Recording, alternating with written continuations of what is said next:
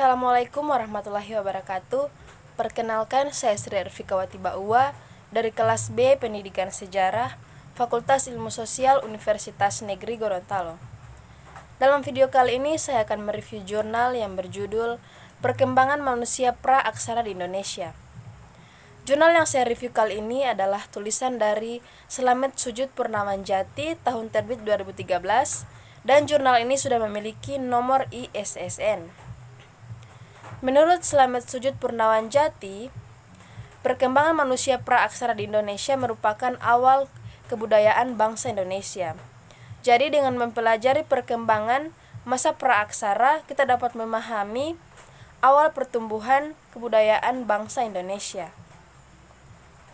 Sebelum kita masuk ke materi, kita harus ketahui dulu apa itu pra-aksara.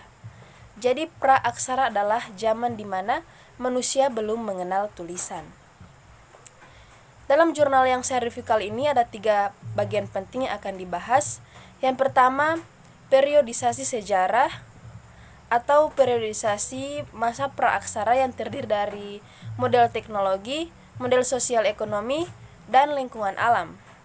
Yang kedua adalah evolusi manusia purbakala. Yang pertama purbakala Pleistosen dan purbakala Holoson. Kemudian yang bagian ketiga akan dibahas adalah perkembangan zaman dari zaman Paleolitik, kemudian Mesolitik, kemudian Neolitik, dan terakhir adalah Paleometalik.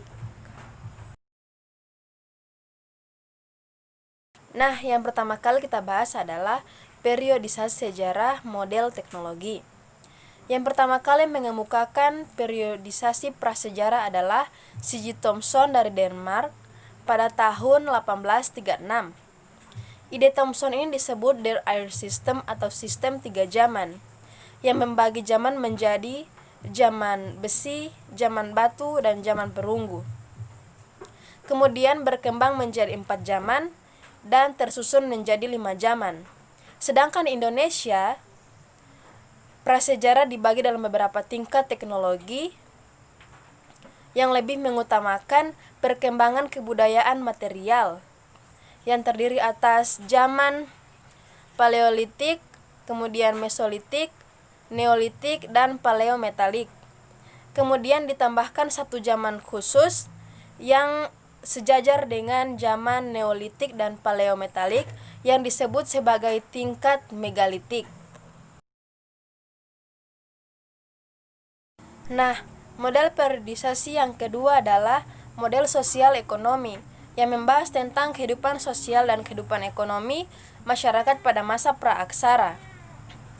Kehidupan sosial dapat kita lihat pada revolusi Neolitik atau revolusi perkotaan. Sedangkan model sosial ekonominya atau disebut juga dengan model mata pencaharian di Indonesia terbagi atas berburu dan mengumpulkan makanan tingkat sederhana, berburu dan mengumpulkan makanan tingkat lanjut, masa bercocok tanam, dan masa perundagian. Yang ketiga adalah lingkungan alam.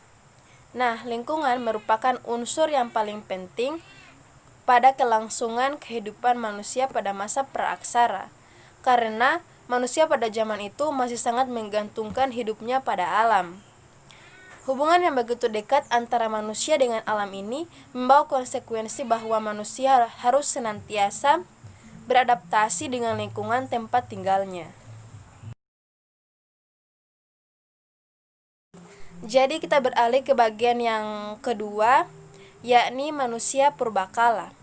Yang pertama, manusia purbakala Pleistosen.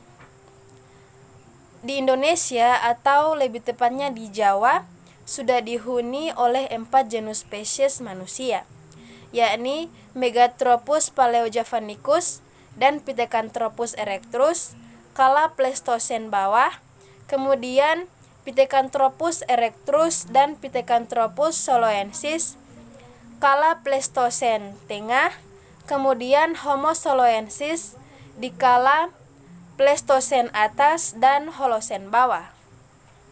Kemudian manusia purba kala Holosen. 2 ras yang sudah menempati Indonesia adalah Australomelanosid dan Mongolit, ditemukan pada zaman Mesolitik. Nah, pada zaman Paleometalik ditemukan dua ras ini, namun terjadi pembauran, yakni ras Australomelanosid dan Mongolit dengan porsi yang berbeda-beda. Bagian yang ketiga yang kita bahas adalah zaman kehidupan di Indonesia. Yang pertama, pada zaman Paleolitik. Masyarakat pada zaman ini diperkirakan hidup sekitar 1,9 juta tahun hingga 10.000 tahun yang lalu. Masyarakat pada zaman ini masih sangat menggantungkan kehidupannya pada alam dan hidup secara nomaden atau berpindah-pindah tempat. Masyarakat pada masa ini pun belum mengenal adanya kepercayaan pada nenek moyang atau pada Tuhan-Tuhan. Kemudian yang kedua adalah pada zaman Mesolitik. Manusia pada zaman ini masih berburu dan mengumpulkan makanan, namun sudah ada pengenalan hortikultur dan mulai menetap di gua-gua. Pada zaman ini pun ditemukan sudah ada penguburan dan gambar pada dinding gua yang menandakan adanya corak kepercayaan pada masa itu. Yang ketiga adalah zaman Neolitik. Zaman ini merupakan zaman yang paling terpenting dalam sejarah, karena manusia pada zaman ini sudah tidak lagi menggantungkan kehidupannya pada alam, melainkan sudah mulai bercocok tanam dengan teknik sederhana yaitu slash and food. Masyarakat ini sudah terjadi juga perubahan, yakni dari food catering ke food producing. Mereka juga sudah mulai membentuk perkampungan-perkampungan kecil dan sudah ada penjualan dengan teknik barter. Kepercayaan pada zaman ini, mereka mulai membangun sebuah batu besar untuk memuja roh nenek moyang, meminta perlindungan bagi yang hidup dan kesempurnaan bagi yang mati. Yang terakhir adalah zaman Paleometalik. Pada zaman ini, kehidupan manusia semakin kompleks karena teknologi pembuatan alat-alat semakin canggih. Sudah ditemukan adanya teknik penempaan, peleburan, dan pencetakan berbagai jenis logam. Perkampungan juga sudah semakin besar dan kepercayaan roh nenek moyang semakin luas. 너 없이 난 아무것도 못해